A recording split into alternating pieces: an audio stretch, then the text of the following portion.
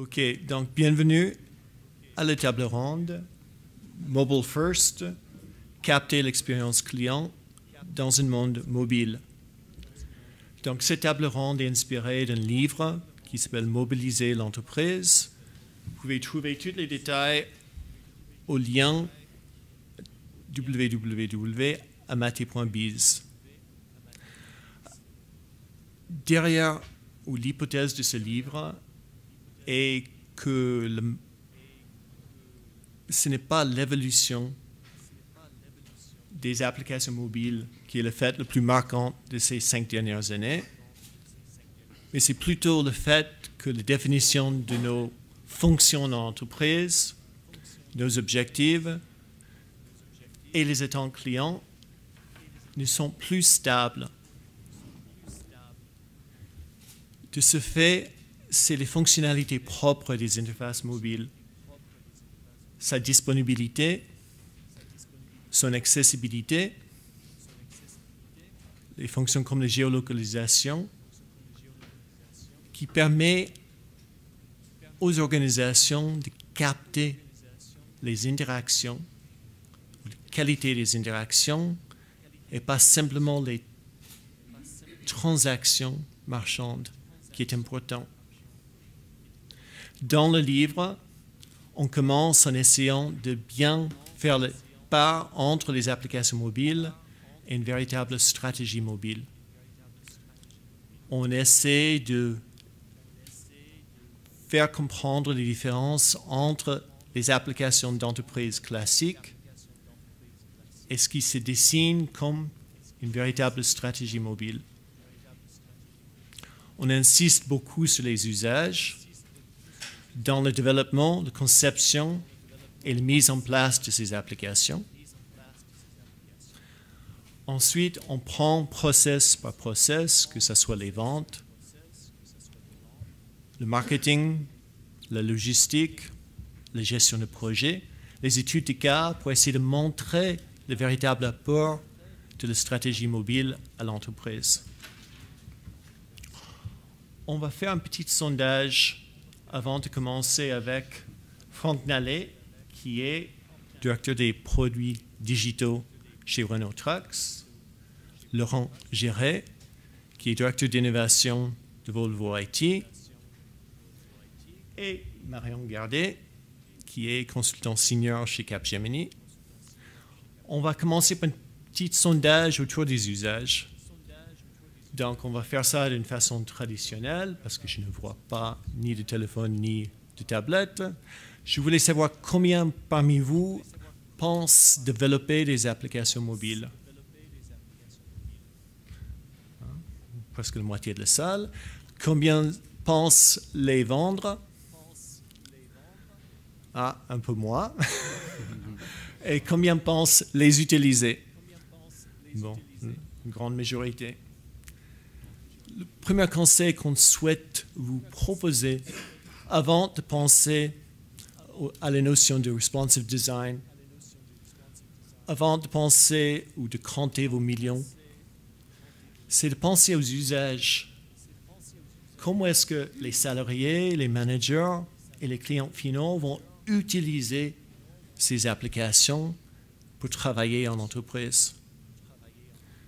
C'est pour cette raison-là que nous allons aborder tour à tour 5 questions par rapport aux usages pour essayer de capter l'expérience de 3 entreprises dans ce domaine.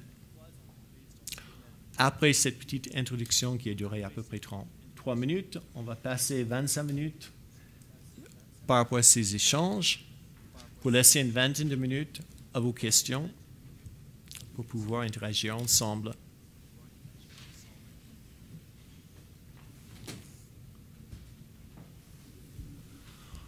La toute première question que je souhaitais poser à notre panel de praticiens ou d'experts, c'est quelle est votre expérience par rapport aux applications mobiles et quelles leçons en tirez-vous? On va peut-être commencer par Franck Nallet. Bonjour à tous. Donc Franck Nallet, je suis en charge de la communication digitale chez Renault Trucks. Je suis dans le département communication digitale depuis une dizaine d'années. J'en ai pris sa responsabilité il y a environ 4 ans. Et chez Renault Trucks, on a commencé à dessiner une stratégie mobile en 2010. Donc on est parti, nous, d'un constat très utilisateur. On suit bien évidemment tous les ans toutes les études qui parlent de nos utilisateurs, donc les chauffeurs de camions. Et puis on a commencé à voir que le taux d'équipement en termes de mobile grimpait fortement, notamment chez les chauffeurs qui parcourent les routes à l'international. Alors pour ceux qui ne connaissent pas bien les métiers du transport, vous avez 2 grosses catégories de transporteurs, ceux qui font de la livraison nationale et puis ceux qui font de la livraison à l'international. Donc ils prennent une cargaison en Espagne et puis ils l'emmènent en Allemagne. Et cette population-là, ce sont des gens qui partent le dimanche soir et qui rentrent le samedi matin chez eux. Donc autant vous dire que pour eux, le mobile a apporté un lien avec la famille, un lien aussi avec l'employeur.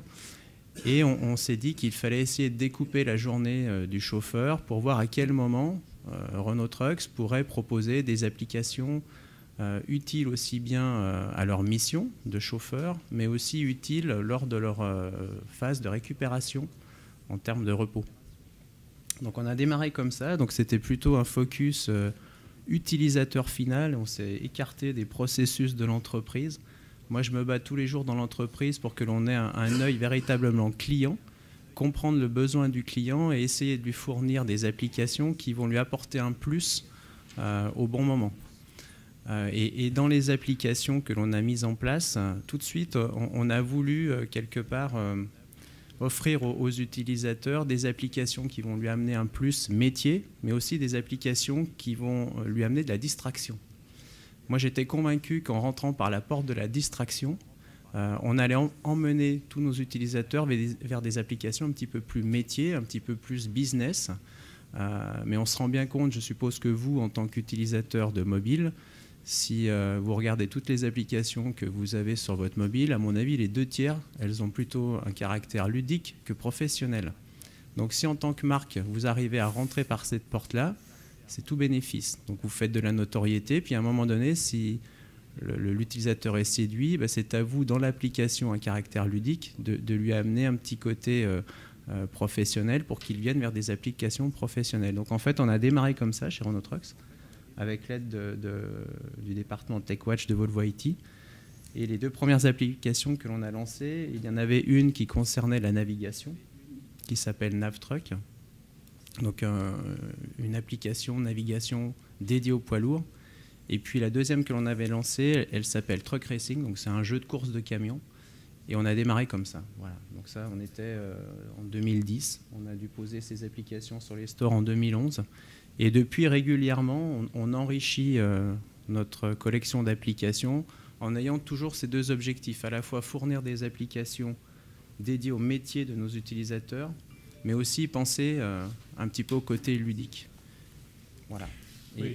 Et la dernière vague d'applications que nous venons de lancer, là, elles ont vraiment une ambition marketing et business très forte, puisqu'on a lancé la nouvelle génération de véhicules Renault Trucks au mois de juin dernier. Et pour porter cette nouvelle gamme, on a bien évidemment mis en place des applications et on a 2 sortes d'applications. On a une application qui est un catalogue en ligne qui présente nos nouvelles gammes. Et puis on a introduit aussi une notion de centre de profit autour du camion où au travers d'une application, on montre comment les services Renault Trucks peuvent permettre à un transporteur de générer du bénéfice en utilisant son camion. D'accord, donc il faut savoir que pour Franck qui arrive au travail en trottinette, le travail est ludique, qui n'est pas nécessairement le cas pour tout le monde.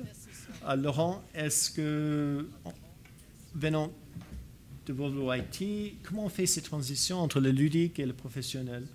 En fait, je voulais juste résumer un petit peu ce que je c'est pas grave, je vais parler plus fort. Vous m'entendez? Très bien. Donc, Laurent Géret, directeur d'innovation de Volvo IT.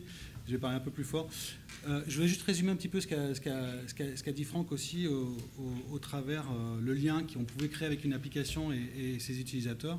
bon, pour les chauffeurs de poids lourds ou même pour d'autres usagers. Une application, finalement, une application mobile, c'est presque une promesse que vous faites à vos utilisateurs. Une promesse dans le sens où il y a un lien très fort, de plus en plus, et on s'aperçoit, toutes les études le montrent, un lien très fort entre l'équipement mobile et son utilisateur. Donc quand vous mettez une application ou que la personne a la démarche de télécharger une application sur son mobile, finalement c'est une promesse que vous faites à votre truc en disant attention, vous allez avoir une application que vous allez pouvoir utiliser. Alors qu'elle soit ludique, effectivement, ou qu'elle soit à caractère professionnel, il faut qu'il y ait un vrai usage derrière. J'insiste bien sur l'usage. Pour moi, il y a une application, une fonction. Il ne faut pas chercher à avoir... parce qu'il y a des tas de sociétés qui disent moi je vais faire des applications mobiles et puis finalement ils veulent mettre une application fourre-tout dans laquelle on fait du marketing, du jeu, du truc. Une application, une fonction. Et Franck l'a bien dit auparavant, on a fait une application de navigation à caractère professionnel et une application à caractère ludique dans laquelle c'était un jeu. Mais on n'a pas fait une application sur laquelle on avait les deux.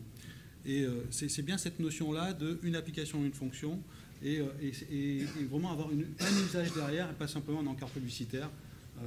Donc l'usage, même s'il est ludique, ça reste un usage.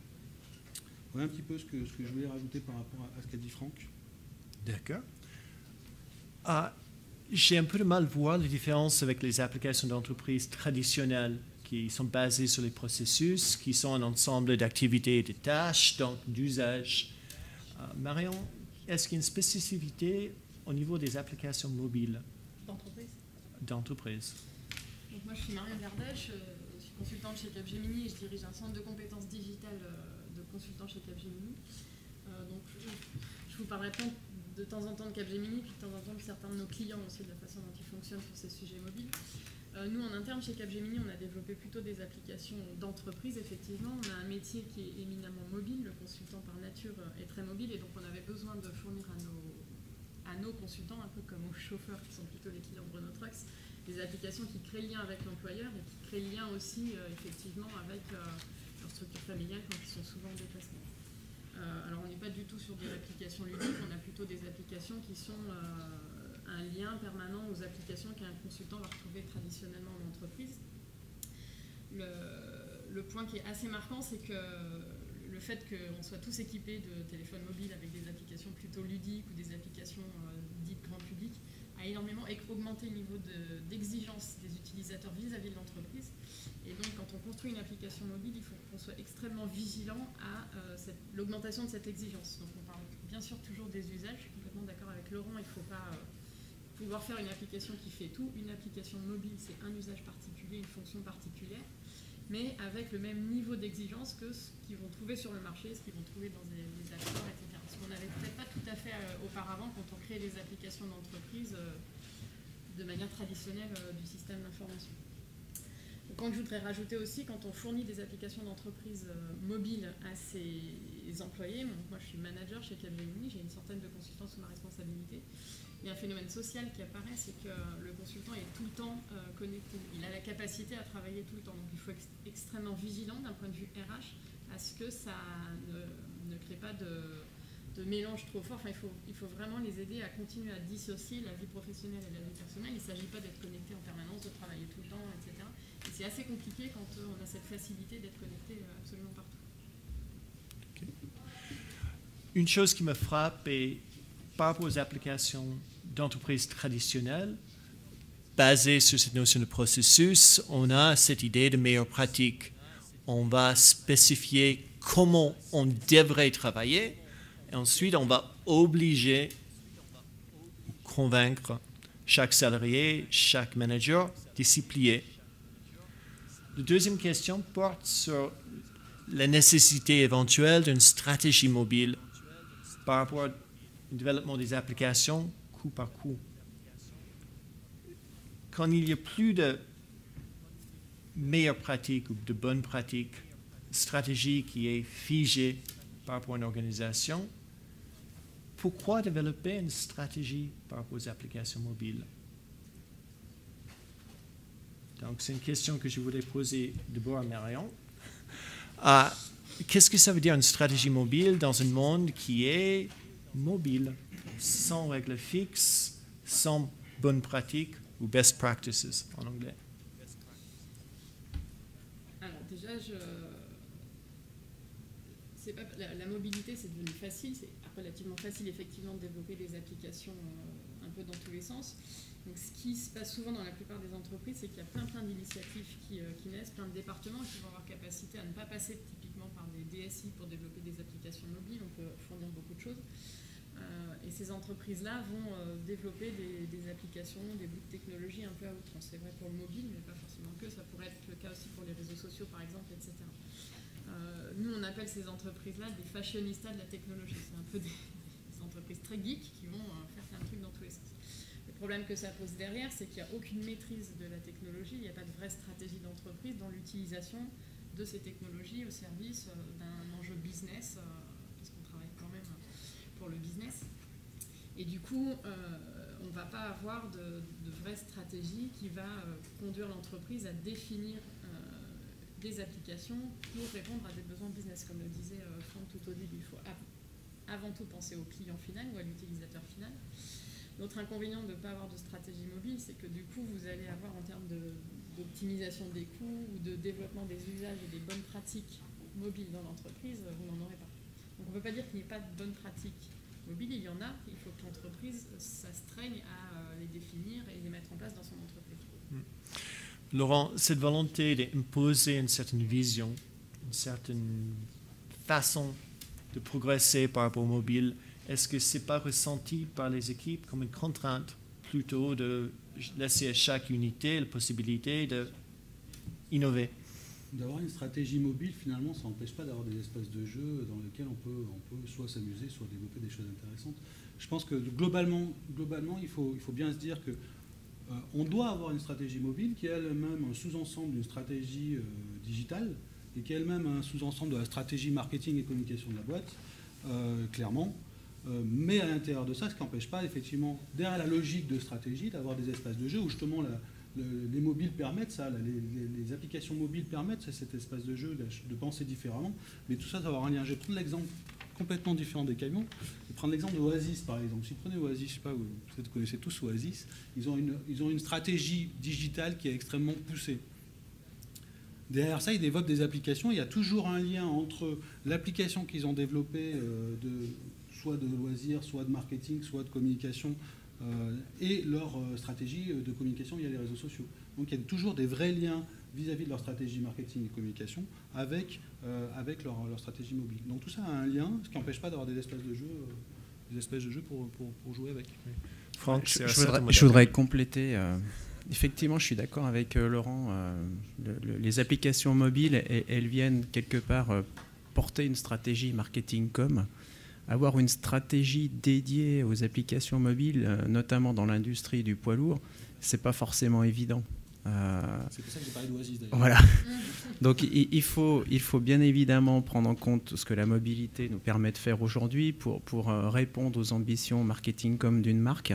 Et puis après, par rapport à comment vendre cela à notre direction, il faut beaucoup insister sur le fait qu'une application, pour une entreprise de la taille de Renault Trucks, c'est un investissement qui est vraiment pas très très élevé. Et quelque part, on a le droit de se tromper. Voilà. C'est pas engageant financièrement à un niveau tel qu'on peut mettre en péril une entreprise. Donc pour moi, la mobilité, il faut être très rapidement en ligne avec une application qui va apporter un vrai plus à votre prospect ou à votre utilisateur, mais pas trop se poser de questions à long terme. Ça, c'est sûr qu'il ne faut pas s'en poser. À moyen terme, pourquoi pas, mais il faut être rapide, il faut être très souple. Et moi, je me bats quasiment tous les jours avec ma hiérarchie pour leur faire comprendre qu'il faut de la souplesse dans une direction de la com. La direction digitale Renault Trucks, elle appartient à la direction de la communication. Et moi, je demande sans cesse de la souplesse. Si à un moment donné, on a l'idée et on a un besoin de porter un message, il faut un budget, on le décroche tout de suite et on avance. Et on ne se pose pas de questions à moyen terme parce que sinon, on ne fait rien. Et puis là, on se rend compte d'un seul coup que les concurrents, hop, l'application, ils l'ont sortie.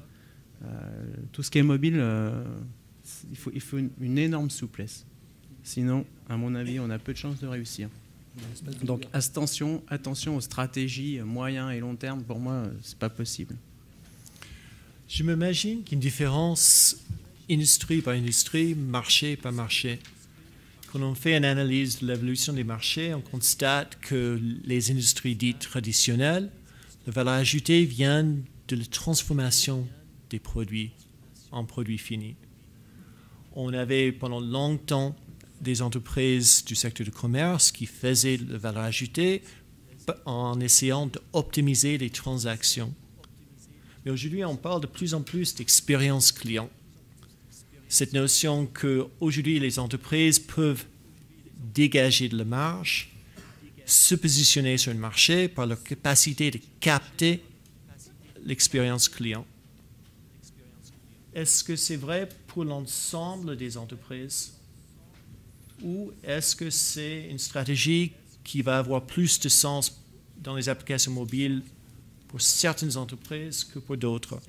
Laurent? Je pense clairement que les applications mobiles sont aussi valables, parce que la question censée derrière, sont aussi valables pour faire du B2B ou du B2C. Les deux modèles existent. Je voulais juste rappeler en termes de mobilité, puisque vous avez abordé le sujet de la mobilité, je voudrais juste revenir sur la mobilité et ce que c'est la mobilité réellement. La mobilité réellement, à la base, avant qu'on parle de smartphones et d'applications mobiles et de mobilité ou de nomadisme, c'est j'ai besoin de faire quelque chose, donc je me transporte d'un point A à un point B. En gros, je veux me sociabiliser et je me déplace jusqu'au pub. Ou si je veux... au pub, ou si je veux effectivement aller prendre des livres ou aller chercher des livres, je vais à la bibliothèque ou à la librairie. Donc je me mets en mouvement pour aller faire quelque chose. Donc c'est ça la vraie mobilité, on part de là. Et qu'est-ce que c'est derrière l'usage de cette mobilité? C'est comment optimiser le temps durant cette mobilité. C'est là qu'on a imaginé le lien qu'avait avec les gens mobiles. Comment on pourrait utiliser ce temps-là pour être encore plus efficace. Alors en parlant de plus efficace, quand on parle d'efficacité, on parle aussi de loisirs, hein, je peux jouer pendant que je me transporte dans mon bus, mais je peux aussi faire des choses sur mon mobile. Donc l'idée de ça, c'est comment exploiter ce temps disponible pendant ce mouvement pour pouvoir faire des choses intéressantes, soit du jeu, soit quelque chose d'intéressant. Et donc ça, c'est valable pour du B2B ou du B2C, c'est-à-dire qu'en gros, on peut imaginer de localiser des informations pour l'usager, pour lui donner des éléments sur ce qu'il va faire à un endroit où il va le faire, ou des éléments de ce qu'il fait pendant qu'il le fait, c'est-à-dire optimiser mon temps de trajet, il y a des applications pour ça aussi. Et tous ces éléments-là permettent effectivement de créer des nouveaux usages dans les applications. Dans le B2B, il est bien évidemment... Enfin, la première chose qu'on fait aujourd'hui, vous faites tous, la première chose que vous faites quand vous voulez des renseignements sur un produit, vous faites quoi? Tout le monde va sur le web. Google est votre ami, comme on dit. La première chose que vous faites, c'est ça. Bon, le mobile, c'est simplement qu'on a fait un prolongement du web qui était à la maison sur son truc. Donc la première chose que vous faites quand vous voulez des renseignements sur quelque chose, sur un produit, sur ce que vous voulez acheter, ou vous avez un rendez-vous avec vos clients, ça peut être un commercial qui a un rendez-vous avec un de ses clients, qu'est-ce qu'il va faire? Il va se renseigner sur son client avant d'arriver. Donc il va utiliser son temps de mobilité pour pouvoir récupérer de l'information et pour optimiser son truc. Donc c'est bien valable dans les deux modèles. On est d'accord que soit on veut faire du B2B et on va récupérer de l'information pour pouvoir transformer un acte d'achat ou un acte de prospection, soit on va pouvoir donner de l'élément à un utilisateur pour pouvoir faire soit un acte d'achat ou soit passer à un moment et créer un lien avec sa marque ou avec... c'est un espace de dialogue avec sa marque ou c'est tout ça. Oui. Donc pour Franck, cette notion de travail mobile pour un certain nombre de fonctions, je pense dans une entreprise comme Renault Trucks, est presque non-sens. On travaille derrière un poste de travail. Comment faire passer le message que la mobilité est une façon de concevoir le travail autrement dans une entreprise comme Renault Trucks? Alors, il y a beaucoup de pédagogie à faire. Déjà commencer par l'interne. Parce que c'est souvent que dans une entreprise, on a l'impression que tout le monde est d'accord pour partir vers des supports digitaux, parce que c'est dans le vent, parce que dire non, ça fait un peu celui qui ne veut pas avancer. Mais quand on démarre vraiment le projet, là on se rend compte que dans les entreprises, il y a souvent beaucoup de freins, alors volontaires ou involontaires, mais qui montrent que les entreprises ne sont pas forcément prêtes pour prendre le virage du digital et de la mobilité. Ça demande vraiment beaucoup de change management Et il faut vraiment apporter la preuve que la mobilité va apporter un plus métier. À l'occasion du lancement de nos nouvelles gammes, on a pris le pari de doter nos vendeurs d'un iPad avec des applications donc métiers cette fois-ci, pour qu'ils puissent faire la prospection auprès de leurs clients de cette nouvelle gamme. On était bien évidemment certain que sur 10 vendeurs, les 10 n'allaient pas embrasser avec joie l'iPad. Mais globalement, on se rend compte que quand on arrive à installer une application qui permet aux vendeurs de gagner du temps, de déclencher l'effet waouh facilement, quelque part le pari est gagné, quoi. Mais ça n'empêche qu'il faut toujours continuer à communiquer derrière pour expliquer ce que peut apporter l'outil. Parce que si vous ne communiquez pas pour expliquer, alors c'est le message des détracteurs qui vont l'emporter. Et au final, toute l'énergie que vous allez mettre dans ce projet-là, elle va vite retomber. Donc moi je le dis souvent, un support digital, le travail, il commence une fois qu'il est lancé. Quelque part, le mode projet, le temps projet, ouais, ça fait partie de la vie d'un support digital, mais il est géré souvent par des pros du sujet, donc on n'a pas beaucoup de risques de voir un échec au final. Par contre, le jour où votre site web ou votre application est disponible, le jour où vous avez remis un iPad à une force de vente avec des contenus, c'est là que tout commence. Là, vous n'avez plus le droit à l'échec, et chaque jour, il faut être prêt à porter à nouveau le message, pourquoi on a fait ça, voilà ce que ça vous apporte. Ça, c'est vraiment indispensable dans une entreprise, et c'est souvent oublié.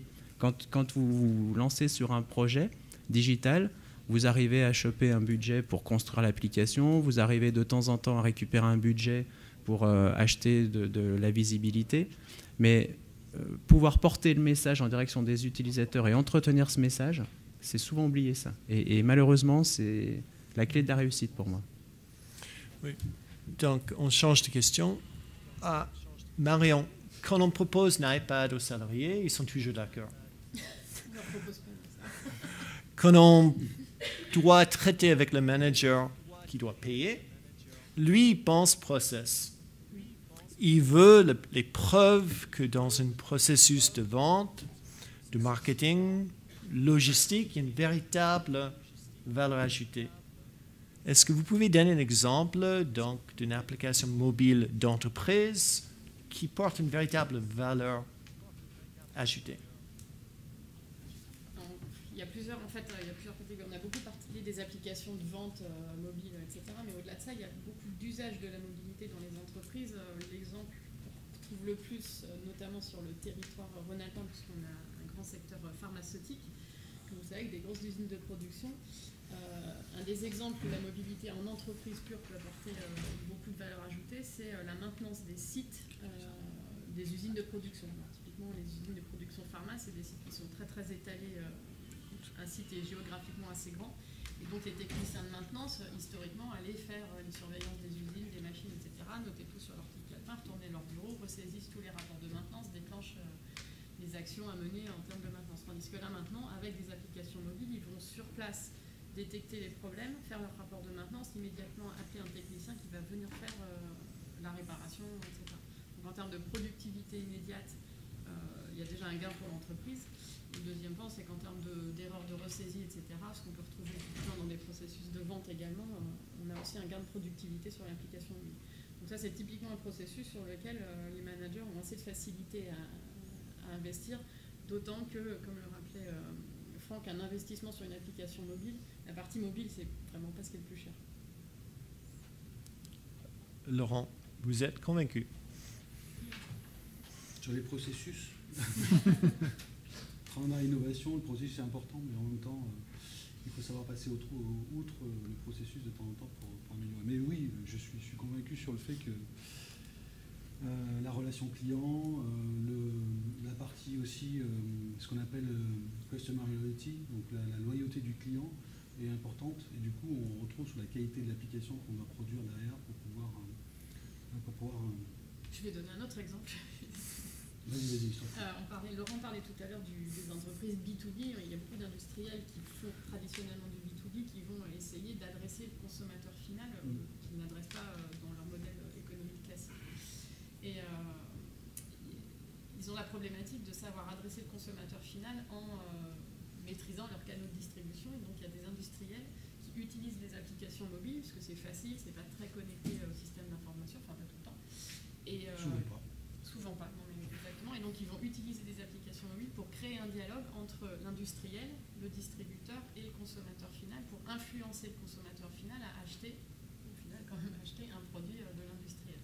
Voilà, donc ça c'est des exemples d'usage où on modifie des processus métiers, on n'avait pas cet accès au préalable, et les technologies mobiles permettent de le faire de manière... Et je rebondis sur cet exemple-là, parce que dans le camion, justement, que Franck décrit bien, dans le camion, par exemple, l'utilisateur final n'est pas celui qui achète le véhicule.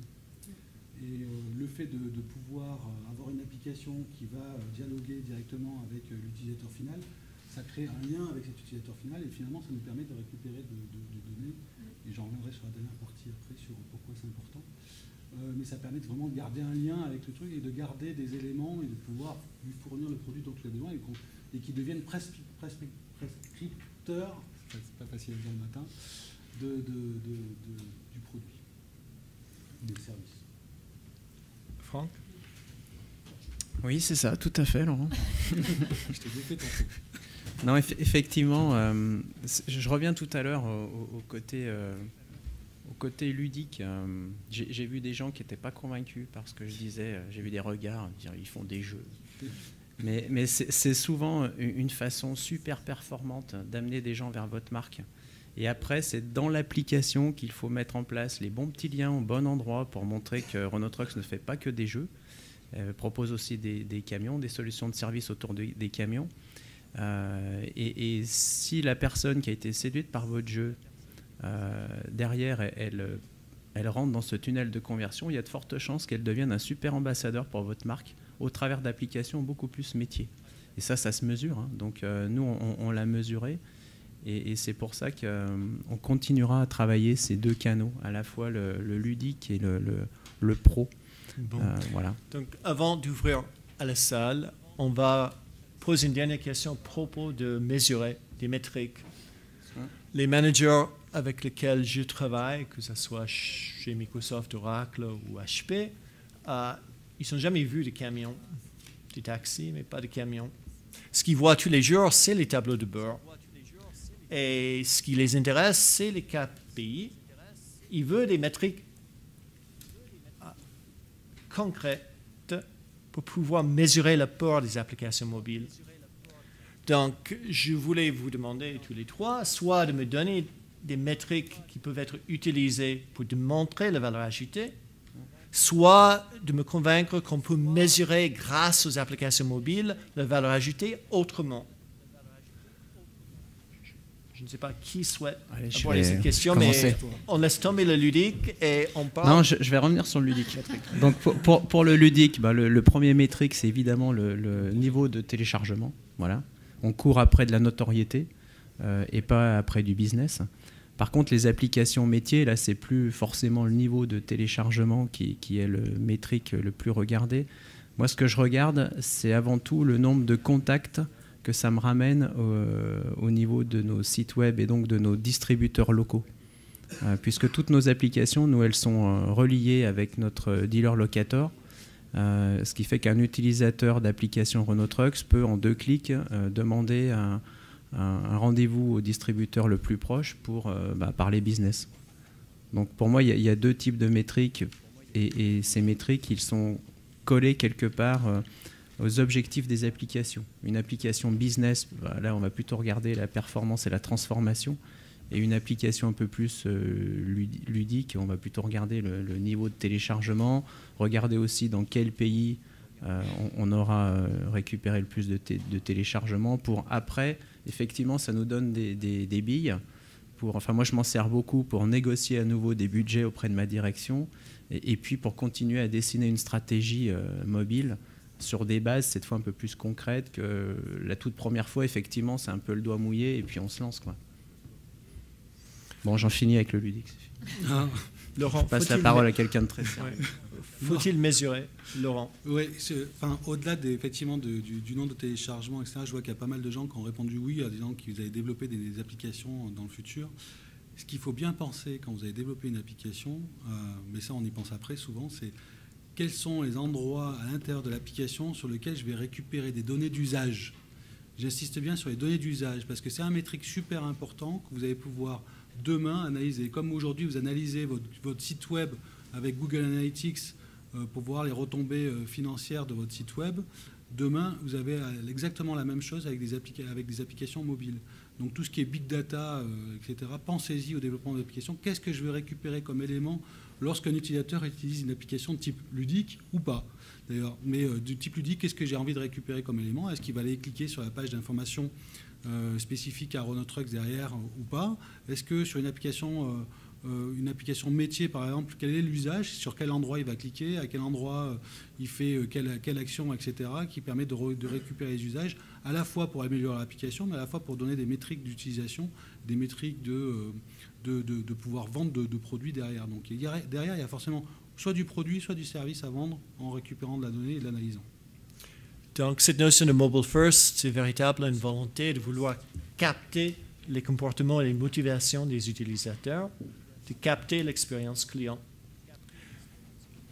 Compromis, on souhaitait laisser une quinzaine de minutes pour les questions, les suggestions ou votre point de vue. Est-ce qu'il y a des questions de la salle?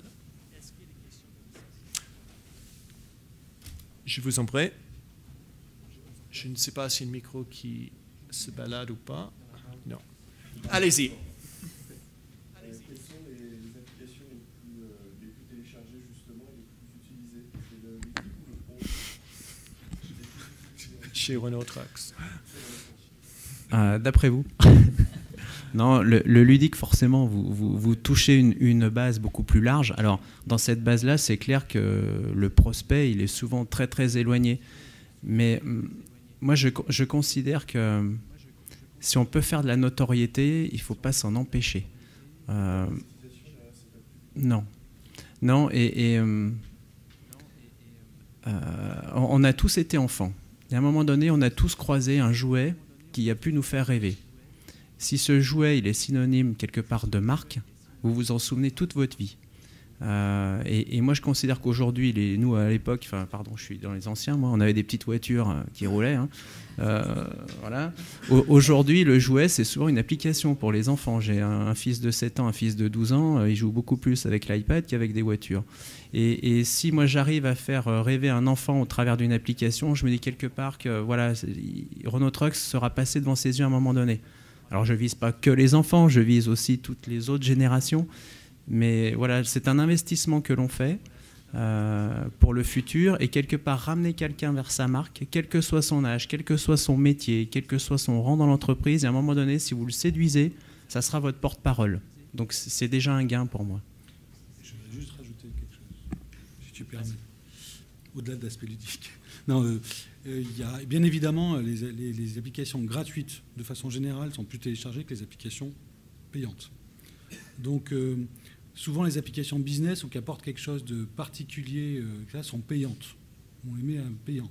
Donc, de façon mécanique, elles sont moins téléchargées que les applications de jeu. Donc, la masse touchée est bien évidemment moins importante. En revanche, je reviens sur mes mesures et mes métriques derrière. Les métriques qu'on pourra mettre à l'intérieur sont plus importantes en termes d'usage. En revanche, sur les applications, pour conclure ce que disait Franck, sur les applications ludiques, bien évidemment, on va toucher un public beaucoup, beaucoup plus large, mais qui devient finalement prescripteur, comme tu le disais, finalement, en créant du lien avec la marque, etc. Mais si on touche l'enfant d'un chauffeur routier, c'est aussi valable. Donc, il n'y a pas de notion de dire est-ce que c'est important que ça soit beaucoup téléchargé ou pas téléchargé? C'est l'usage qui doit en être fait qui est vraiment important. Et puis, autre précision, en fait, chez Renault Trucks, on a décidé que les applications, c'était pas un moyen de faire rentrer de l'argent. C'est un moyen pour aller chercher de la notoriété et ramener des leads vers notre réseau. Donc, on a une vraie volonté, nous, de mettre à dispo des applications gratuites. Sur l'ensemble des applications que l'on propose, il y en a une seule qui est payante. Laurent pourrait mieux vous en parler que moi parce que c'est une appli, donc l'appli Navtruck là, qui fait appel à de la cartographie. Donc, on n'est pas le seul à pouvoir piloter tout ce qu'il faut pour mettre en place cette appli. Donc, celle-ci, elle est payante, mais toutes les autres sont gratuites. Sébastien. Chez Renault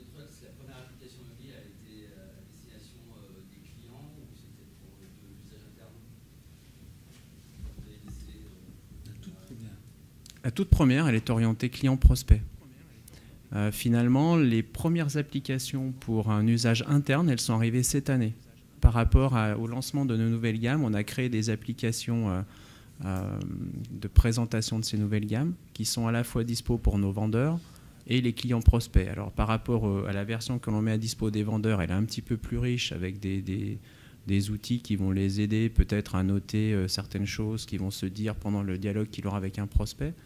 Mais c'est la première fois que l'on a lancé des applis pour nos forces de vente internes. Alors après, Renault Trucks, pour bien positionner les choses, nous, on ne vend pas de camions en direct. On fait appel à un réseau. Donc la notion d'interne chez nous, elle se limite finalement au siège. Et là, on a dépassé un petit peu cette notion de siège pour proposer une appli que notre réseau, qui ne nous appartient pas forcément, va aussi utiliser pour médiatiser notre nouvelle gamme. La première application, c'était l'application qui permet de géolocaliser le distributeur le plus proche. En termes internes, je suis la question de Sébastien. Je me demande à quel point on peut capter une expérience client si en interne, on n'utilise pas les applications. Donc, je voulais poser la question à Marion. C'est bien de faire les apps pour amuser les prospects et les enfants. C'est autre chose de séduire les salariés. Interne chez Cap, quelle est votre réflexion par rapport à cette idée d'avoir une culture mobile au sein de la société? Je suis pas sûre qu'on soit très bien positionné, parce qu'avoir une culture mobile, c'est générationnel avant tout, plus qu'une culture d'entreprise. Et nous, on a un métier où les générations nouvelles sont la plus grosse partie de nos consultants. Quand même. Donc en fait, c'est plutôt les salariés qui ont amené la culture mobile au sein de l'entreprise, de base, par leur usage personnel, comme je le disais au début, et qui donc ont été plus exigeants dans les applications mobiles d'entreprise qu'ils souhaitaient avoir. Après, je pense que la réflexion sur les usages clients et l'expérience client au sens large, c'est connaître le client avant tout et de savoir quel est son comportement, etc. Et après, on lui met à disposition des usages en réfléchissant à... Et ce qui est important en tout, c'est de connaître le client final. C'est pour ça que la remarque de Laurent sur le fait que l'acheteur n'est pas forcément l'utilisateur, elle est très pertinente dans beaucoup d'industries au sens large, et que de plus en plus, on différencie l'utilisateur de l'acheteur. Donc on ne va pas avoir les mêmes applications pour un utilisateur que pour un acheteur, pour le même produit de je voudrais juste rajouter quelque chose sur la notion d'interne. Vous avez complètement raison sur le fait que pour mieux développer une stratégie mobile, il vaut mieux que les gens à l'intérieur de l'entreprise pour comprendre le phénomène. D'ailleurs, Franck l'a bien dit tout à l'heure en disant que c'était compliqué d'expliquer aux gens l'intérêt d'avoir une stratégie mobile. Et que l'important, c'était aussi de faire comprendre les usages en interne. Donc, dans le groupe Volvo, pour revenir à la même époque, exactement à la même époque, on a lancé une vraie dynamique de Bring Your Own Device à l'intérieur du groupe, afin de pouvoir justement de laisser les gens, parce que l'aspect générationnel étant important, tous les nouveaux entrants pouvaient arriver effectivement avec leur propre appareil, on leur donnait un certain nombre de services à disposition ou d'applications internes, que ce soit de niveau RH pour réserver un taxi, pour réserver ses voyages, pour faire des choses comme ça, pour justement qu'ils comprennent les usages. Et du coup, ça s'est propagé de la génération nouvelle qui voulait arriver avec ce truc à cette génération un peu plus ancienne comme nous, qui avait finalement, avant qu'un PC portable, déjà c'était la révolution, pour pouvoir travailler. Aujourd'hui, de plus en plus, donc, du coup, cette vague a complètement changé. Du coup, c'est vrai que maintenant, on est dans une dynamique beaucoup plus importante à l'intérieur du groupe, où quand on parle de choses digitales ou de mobilité, les gens comprennent déjà un peu plus.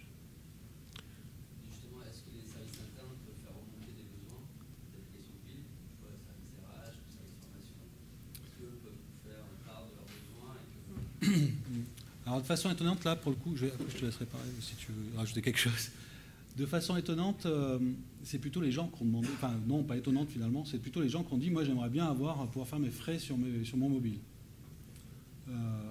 Et où j'aimerais bien pouvoir réserver mon taxi ou mon avion, ou réserver, parce qu'on a un grand site à Lyon ou des grands sites en Suède ou un peu partout dans le monde, pouvoir réserver la navette qui m'emmène d'un site à l'autre depuis mon mobile.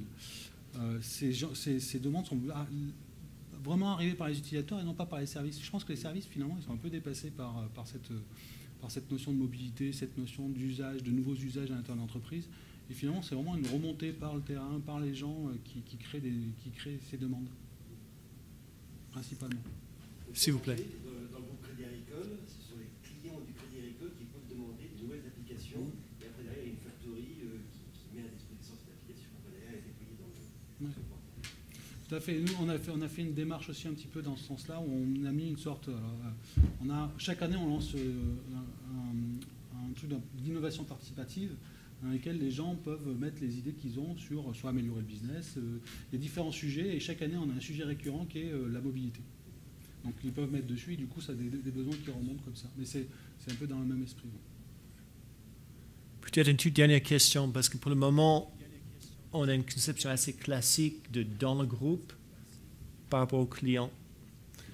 Dans l'économie actuelle, il y a bien des organisations qui semblent changer de sous-traitants, changer de salariés, un peu comme ils changent de chaussettes. Est-ce qu'une stratégie mobile a des économies d'échelle ou des économies dans le temps par rapport à une entreprise, entre guillemets, agile? C'est le sujet de discussion qu'on a eu un petit peu avant la les slashers, oui. Les slashers. Je pense vraiment que les frontières de l'entreprise ont petit à petit tombé. On a de plus en plus de gens qui ont différents métiers. Je travaille pour un projet, pour un sujet à l'intérieur d'une entreprise, mais finalement, je ne travaille pas que pour cette entreprise-là. Je prends mon exemple, je suis à la fois directeur d'innovation chez Volvo et à la fois directeur associé d'une entreprise de web marketing. Et du coup, finalement, j'ai l'association des métiers et j'apporte ma connaissance et ma compétence dans l'une des deux autres trucs. Et finalement, c'est beaucoup plus enrichissant pour une entreprise d'avoir des gens qui ont finalement plusieurs métiers à la fois à l'intérieur et à l'extérieur de l'entreprise. Ce qui permet, et la mobilité aide ça finalement, puisque du coup, ça va dans le sens de la mobilité. Je peux travailler depuis chez moi avec ma tablette, ou je peux travailler depuis l'entreprise dans laquelle je suis assis pour notre entreprise, etc. Le but est la mesure de tout ça ne va pas être simple. En tout cas, je crois vraiment que ces frontières, les frontières hiérarchiques d'une entreprise, les frontières un petit peu périmétriques d'une entreprise ont tombé au fur et à mesure du temps. C'est ce qu'on appelle les slashers, qui est un phénomène qui existe aux États-Unis de plus en plus, qui commence à arriver en Europe et qui fait qu'effectivement, on va avoir plusieurs métiers. Déjà, on a plusieurs métiers dans une vie, mais maintenant, on va avoir plusieurs métiers en même temps. Une toute dernière question de la salle. Donc, l'ensemble de ces questions, pourquoi la stratégie mobile? Que peut-on apprendre de la mobilité?